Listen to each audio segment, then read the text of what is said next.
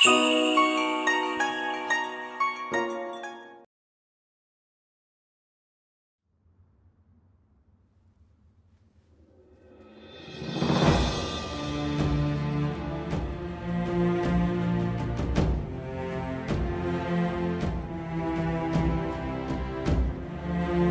佑至宗皇帝驾崩，其弟楚让继位。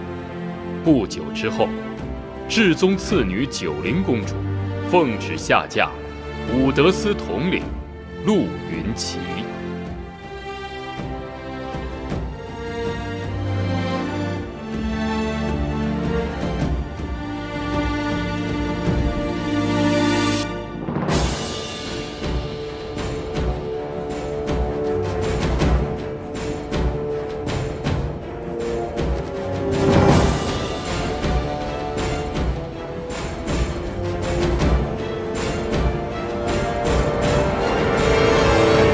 参见陛下，吾皇万岁万岁万万岁！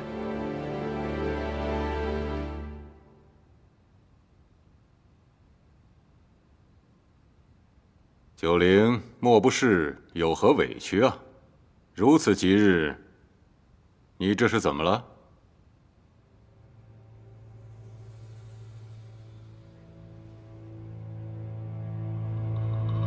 楚让，你为何要害我父皇？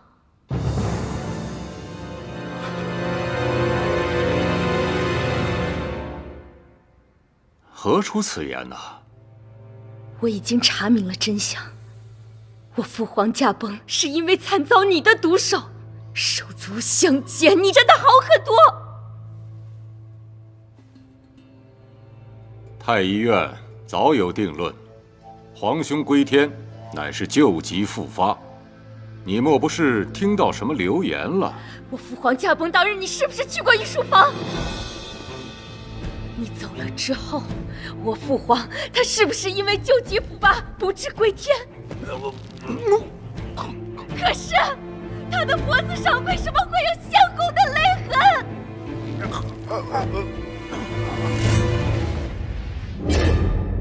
就是他，楚让，是他杀了我的父亲。你是受何人挑唆了吧？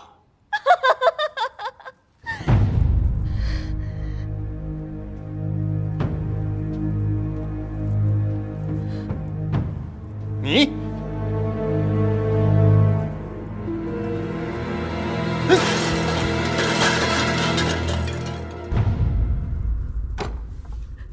是你杀了我父皇。是。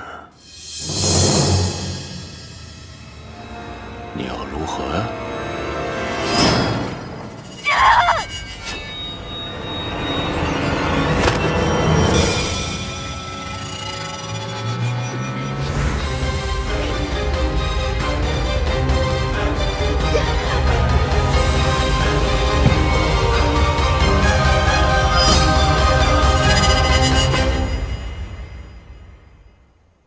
向九龄告密的人是谁？查到了吗？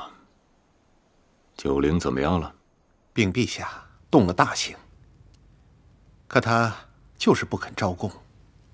哼，老奴仔细检查了一遍，跑了个丫鬟，叫冰儿。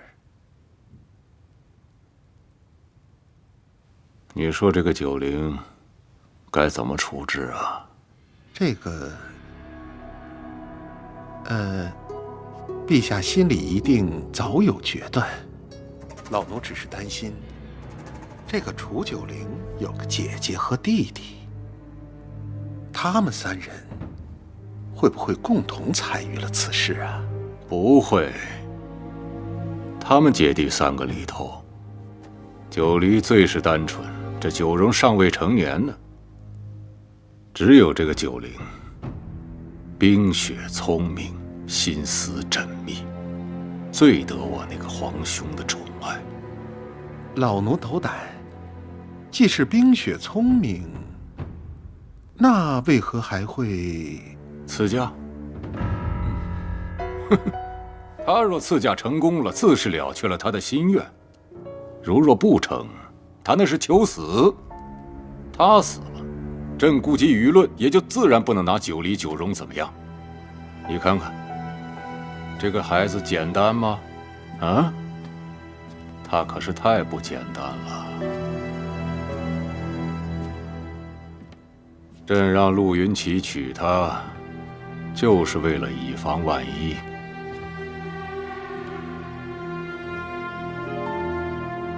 既然他不说，那就没必要再问了。老奴明白。这次可不要有人再跑了。老奴万死。楚九龄，起来吃饭了，吃完饭送你上路。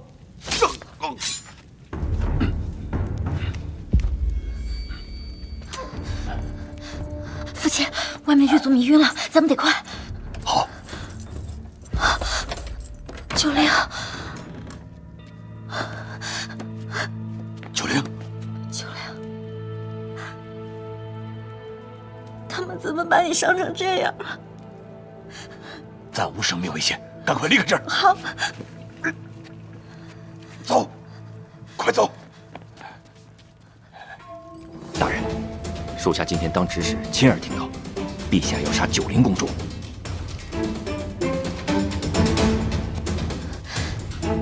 父亲，快些走！来，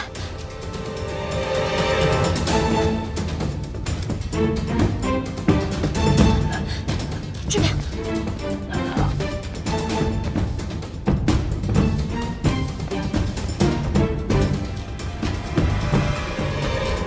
等等，父亲，乌德斯的人发现九龄不见，一定会搜查整个京城，到时候我们谁也逃不了。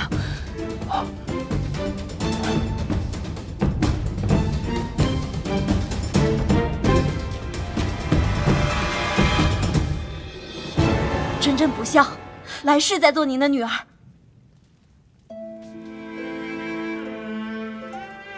九龄，我们随父亲学艺数载，早已是一家人。先皇对君家恩重如山，如今能有机会报恩，是我君家之幸。你要替我好好活下去。遭追了！子良，快！拿水，快救火！是大人！快！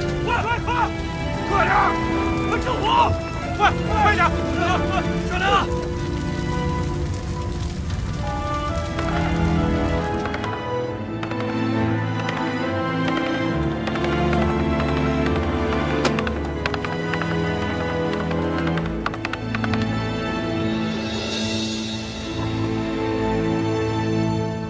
什么？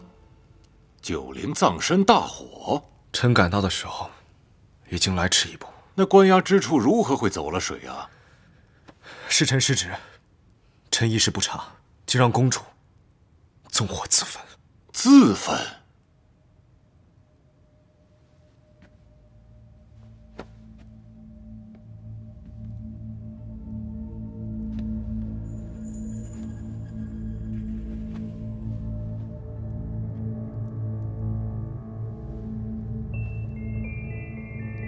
九龄是朕最喜爱的一个侄女儿，打小就乖巧懂事。后来在宫外养了多年，却变得性格骄纵，竟然要行刺朕。既然人已经不在了，朕不会罪及他人，继续追究了。谢陛下圣恩。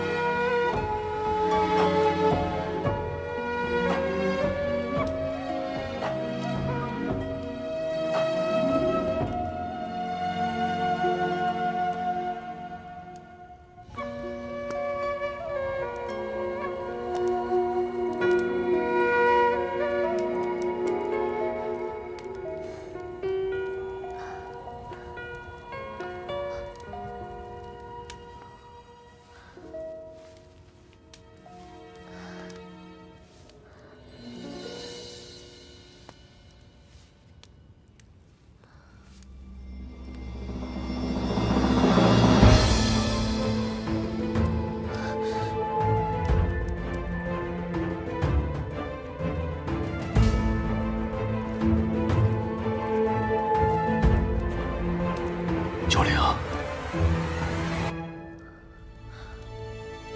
师父，我的脸。九灵啊，为师用秘方给你换了一会的容貌和声音，只是可惜，你原来的脸和声音。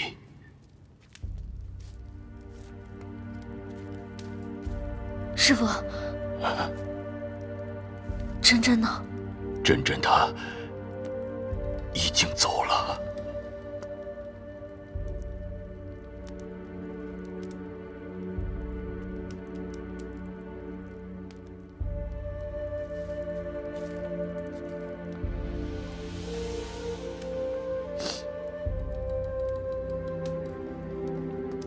只有珍珍替你留在狱中，在纵火掩盖此事，楚让才会相信你已经死了。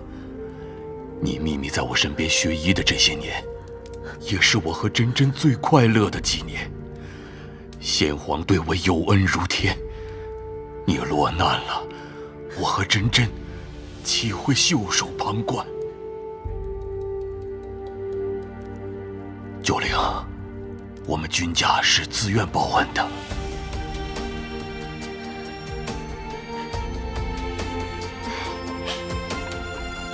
哦，是。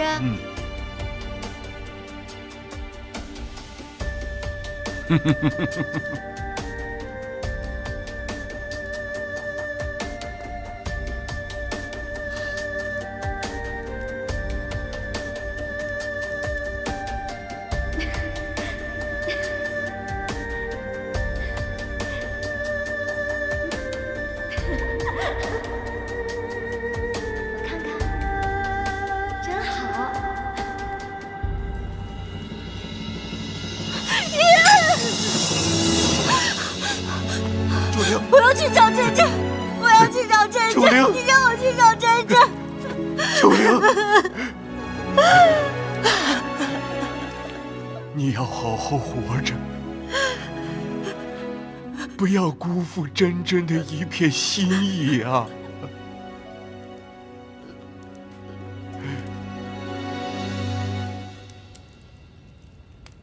父皇驾崩，我们姐弟三人就成了楚让的眼中钉。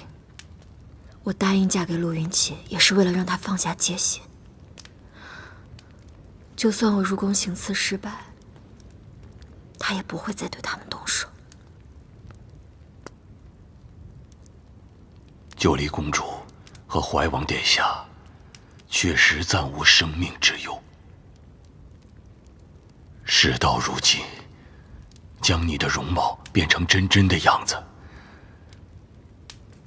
是不得已而为之，可也是不幸中的万幸。从今往后，再也没有人能将你和天佑的九灵公主联系在一起了。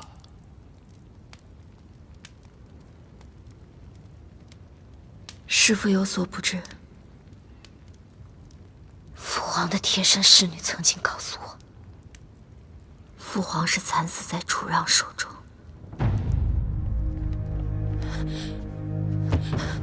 公主，冰儿，你去哪儿了？所有人都在找你。公主，奴婢冰儿有要事回禀。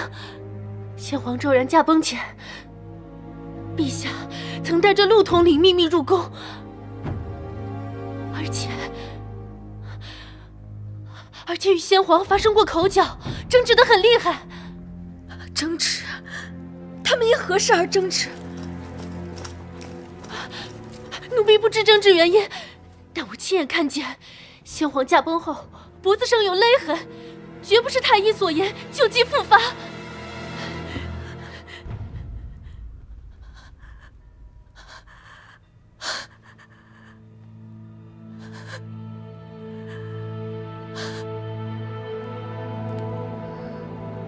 师父，我不甘心。孩子，老天自有公道，但你要活下去才能讨回公道。的命，定要好好珍惜。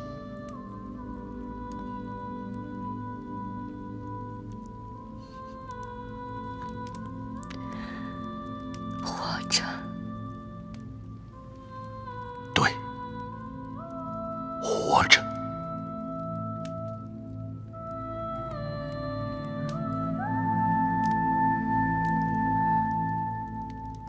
师父，您因为我失去了女儿，以后我便是君真真。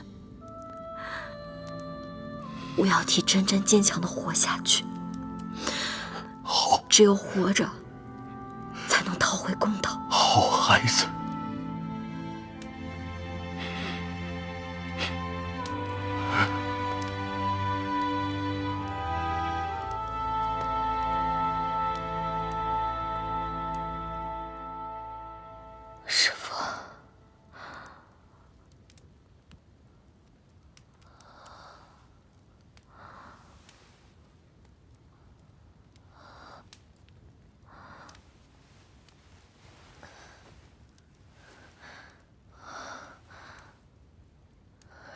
师父，师父，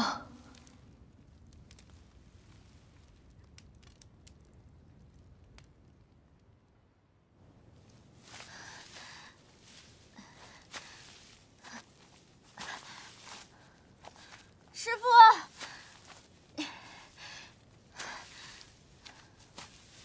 师父，师父，师父，师父，师父。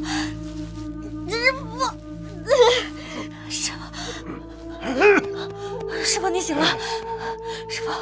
师父，我是九灵。师父，为师看到紫影现出，高兴得过头了，没注意到脚下跌下了山崖。好，你先别说了，先保存体力。我带您回去，忍着点儿。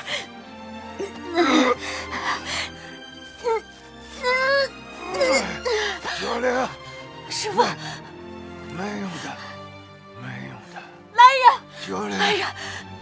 九灵，这是我们君家祖传的玉佩，你拿好了。你记住，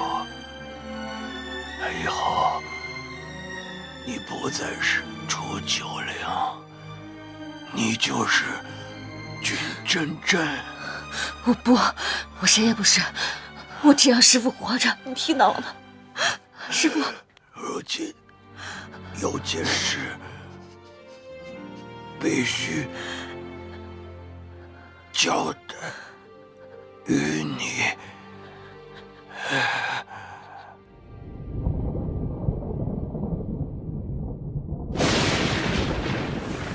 九灵，为师手札里有一枚先皇生前交予我的封条。事关太延3年，太上皇被北齐人杀害一事，先皇曾怀疑此事与楚让有关，命我暗查。不久后，他却被楚让所害。我想这便是楚让发难的缘由，也是楚让的软肋所在。如今你势单力薄，断不可贸然回京自投罗网，不如先行前往泽州彻查此事。真真的外祖方家在泽州家大业大，是你最好的安身之所。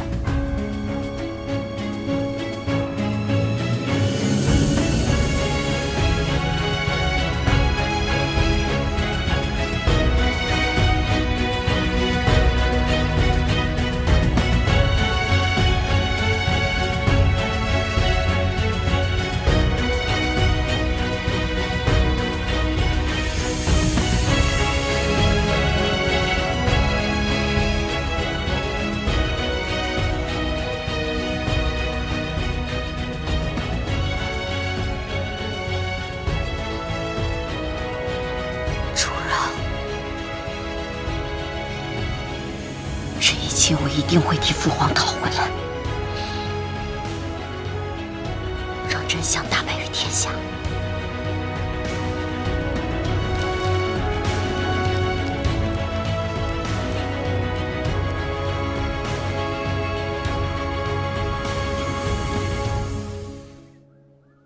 往南10里的碧云坡客栈，汝南老宅的丫头柳儿，在那儿等你。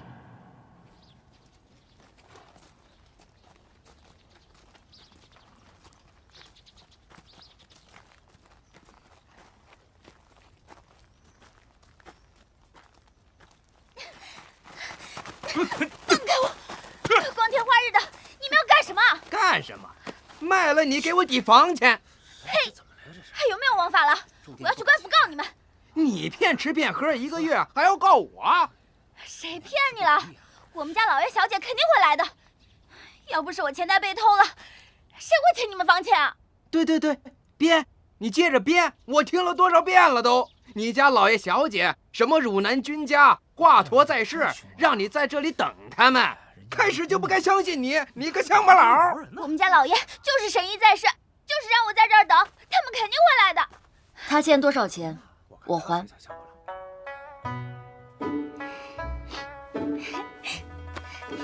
小姐，我总算等到你了。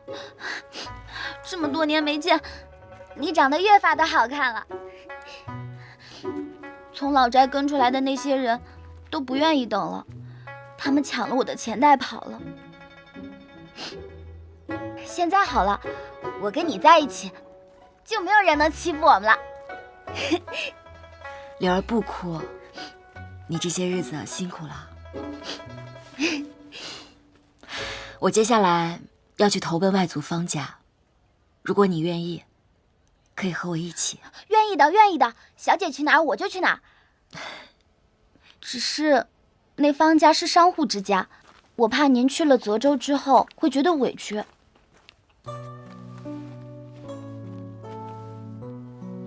到底是官家还是商户，我并不在意，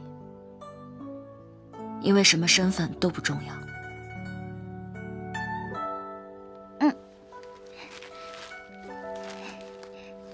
你快吃吧，我不饿。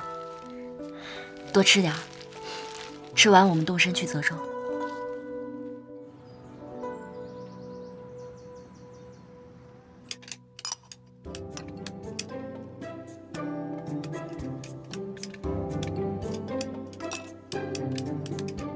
手劲这么大，跟着算盘欠你银两似的。我打小就没个轻重，妹妹又不是不知道。德胜昌的算盘都被我打烂多少个了，不差这一个。大小姐、二小姐，家里来客人了。咱们家什么时候客人断过？你慌里慌张的做什么？说是老夫人的外孙女。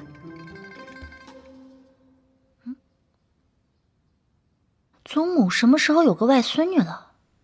我怎么没印象？我好像听母亲提过，但是已经很久不来往了。很久不来往的人突然找上门，肯定有事儿啊！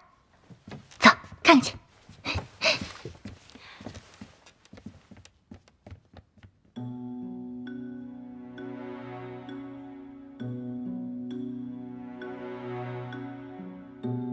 你是玉贤的女儿，君真真。是，祖母。走近些。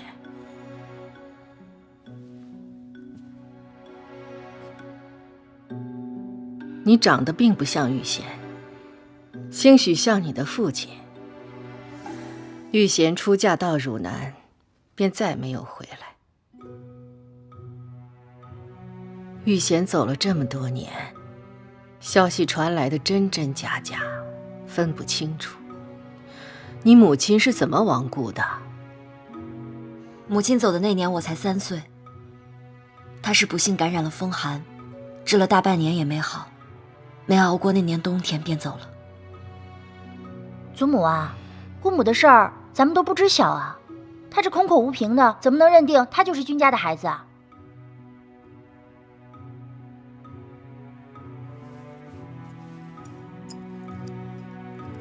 祖母，这是君家祖传的玉佩。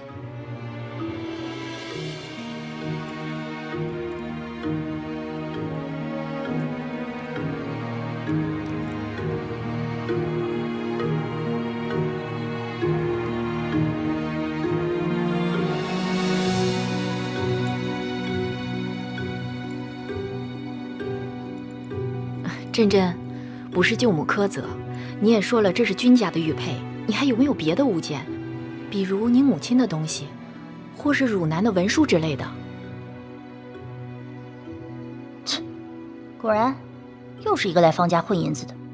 姐，你就少说2句吧。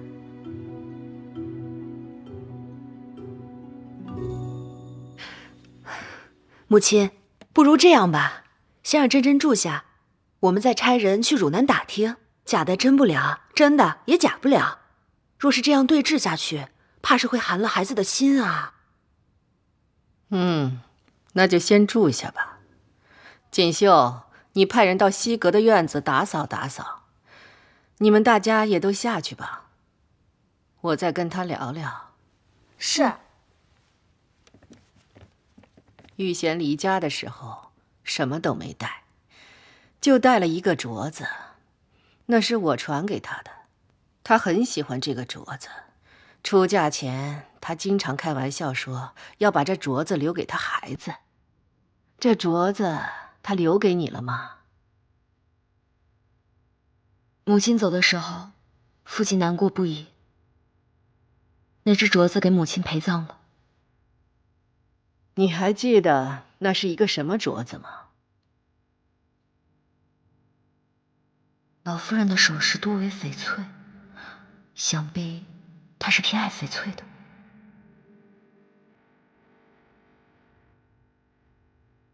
隐约记得，那是一只绿色的翡翠镯子，很通透。西阁的院子也收拾好了，芍药，带他过去吧。谢祖母。是。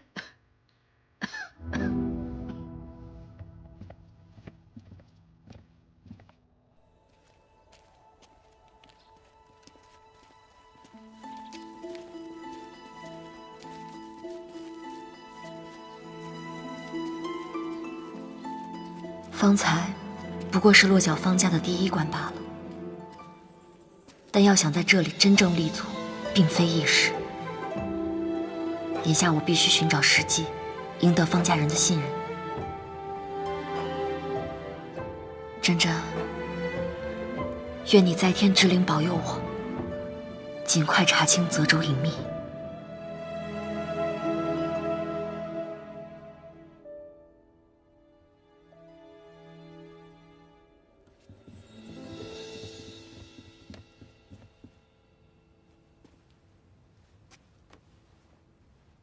凑合住吧，反正住多久也不一定。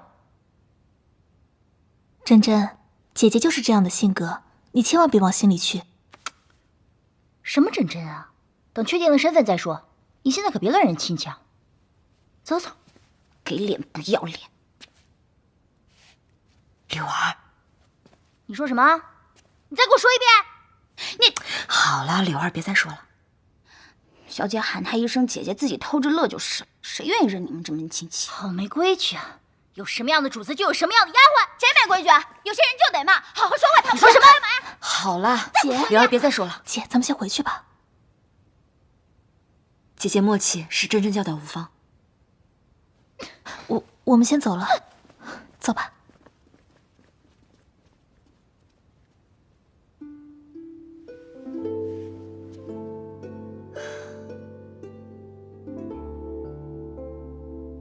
小姐，我以后不会了。你呀，我们刚到方家，要谨言慎行才好。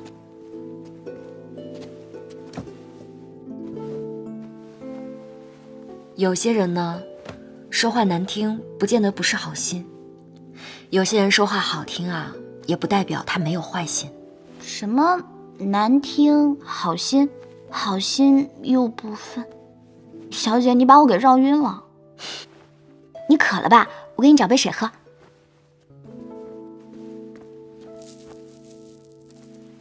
经历的事情多了，自然而然就懂了。喝茶。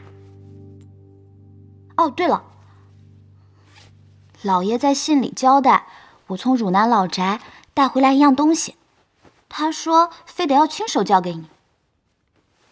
啊，在这儿，那，这是什么？不知道。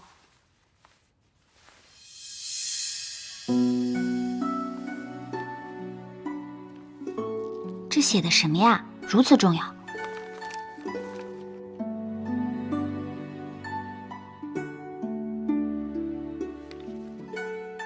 这是与宁氏公子的婚书。宁公子，我知道，他可是多少女孩梦寐以求想嫁的对象。真真若还在世，这也不失为一桩好姻缘，但我绝不能忍。小姐，你不用害羞，咱们全府上下谁不知道这是一门好亲事啊？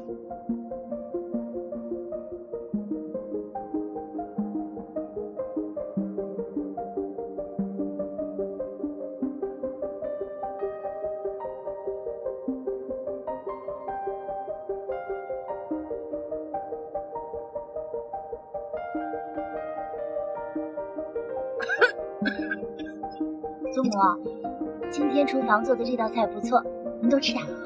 祖母若是今日咳嗽呢，就少吃些油腻的，多吃清淡一些比较好。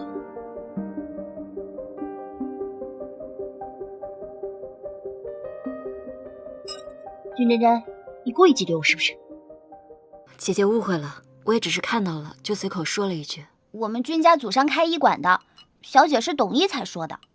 你父亲让你成了家，传医术，是，有医傍在身是好事儿啊，但以后啊就不要学了，跟着姐姐们学做生意吧。我们小姐喜欢什么就学什么，为什么非得学经商啊？再说方家也不是没有男丁，不还有个小少爷吗？为什么非得女子学经商啊？我们方家的事儿，轮不到你一个外姓人指手画脚。祖母，君家是读书人，读书人断不可能养出这种什么规矩都不懂的女儿来。我看汝南的消息不用等了，趁着天没黑透，赶早轰出去算了。汝南的消息不等就不等了，看好了，小姐，咱们的婚书拿出来让他们瞧瞧，吓掉他们的眼珠子。你倒拿呀！好了，什么婚书啊？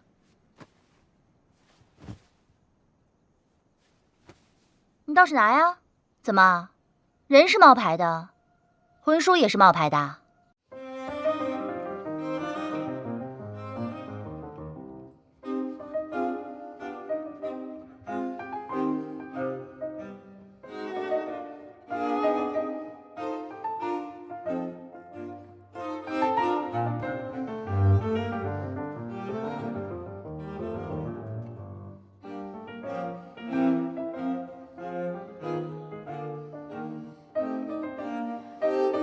看着不像假的。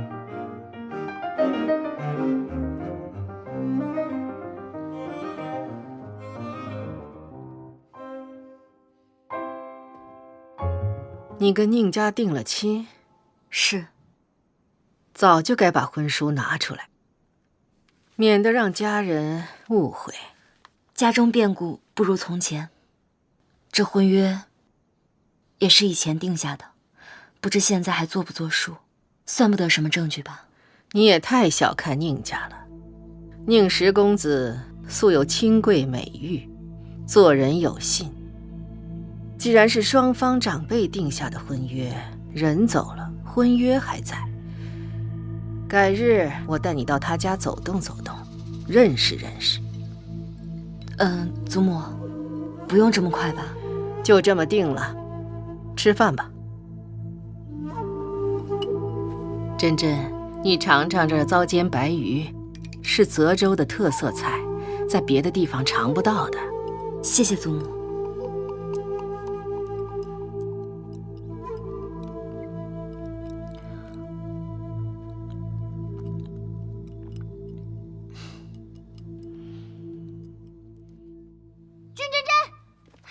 收拾你的东西，滚回汝南去！我们方家不欢迎你。怎么了，锦绣姐姐？祖母为了你的婚事，都气出病来了。什么？少在那假惺惺的装好人了。昨晚是不是你去祖母屋里，催着她今天去宁家了？我是去了祖，你不用解释，没人想听。为了你这门破婚事，祖母被宁家的那对母女嘲讽得心口疼，回来差点晕过去。你要是还要脸，现在就给我收拾东西，马上滚蛋！快点换水！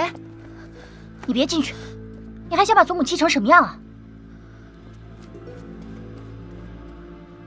瞧完了吗？瞧完了赶紧走，别再眨眼。大夫，如何了？从脉象上来看，老夫人乃是急火攻心所致。祖母是心病，还需要心药来医。宁夫人，坐吧。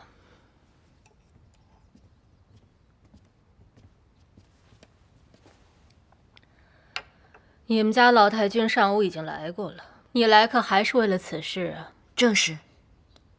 灵儿，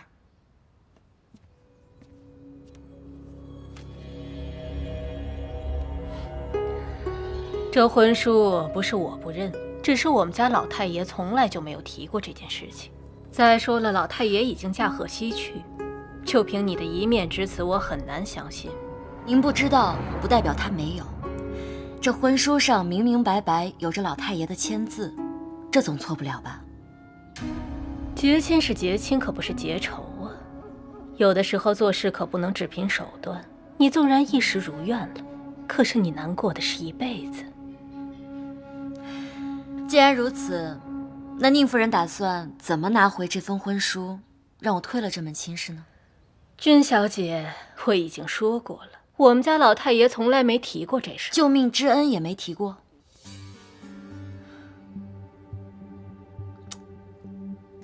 宁老太爷不该是这样的人呢。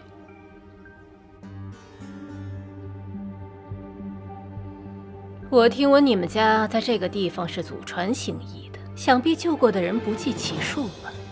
不知这救命之恩得了多少人以身相许啊？君家治病救人，有钱的收钱，没钱的就罢了，这是医者的本分。但是被救治的人，有钱的给钱，这是本分；没钱的给尊重，这也是本分。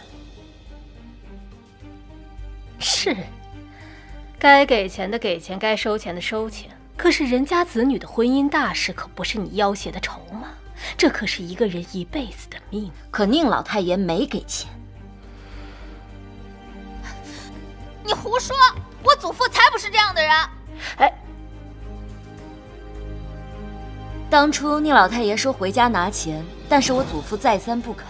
但是宁老太爷又碍不住面子，不想欠人情，于是当下定下这门亲事。宁夫人，这门亲事你若认，它便是婚书；你若不认，它便是欠条。你什么意思啊？你们给了这治病救人的钱，这婚书便收回去，大家两不相欠。母亲，把钱给他，打发他，让他快滚。好了，你出去吧。母亲，出去。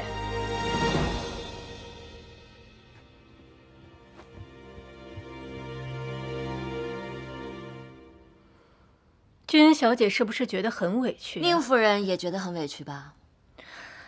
是啊，我这做母亲的耗费心血如珍宝般养大的儿子，突然之间被恶狗咬了一口。这个牲畜还不知人情，我是打不得骂不得，我打了骂了，反倒说我不大度，我真是委屈又心疼啊。但是作为一个母亲，我遇到这种事情我也就忍了，可是子女遇到这种事情，我忍不得。